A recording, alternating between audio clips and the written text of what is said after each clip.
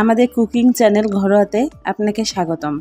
আজকে আমরা বানাবো লাচ্ছি, তবে একটু ভিন্ন উপায়ে।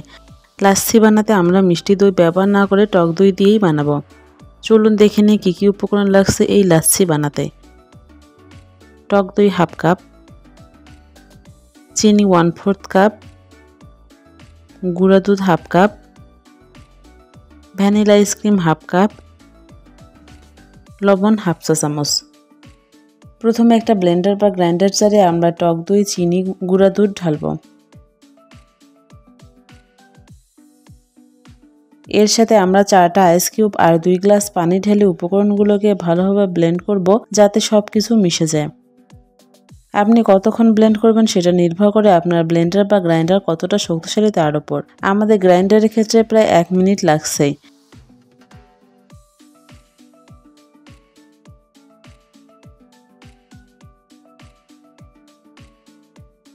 এখন আমরা এতে ভ্যানিলা আইসক্রিম ঢেলে নেব।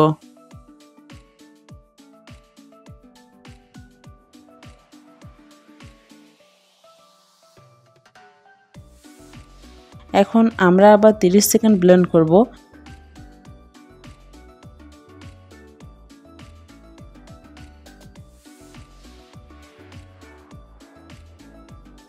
এখন এতে লবণ ঢেলে আবারও 10 সেকেন্ড ব্লেন্ড করব।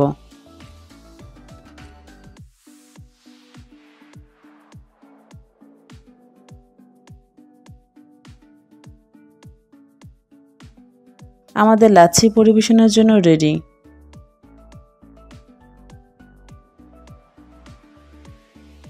ভিডিওটি কেমন লাগলো কমেন্টে জানাবেন। ভালো লাগলে অবশ্যই লাইক ও শেয়ার করবেন। এরকম মজাদার খাবারের সহজ রেসিপি মিস না করতে চাইলে আমাদের চ্যানেলে সাবস্ক্রাইব করুন ও বেল আইকনে ক্লিক করুন। পরের ভিডিওতে আবার দেখা হবে।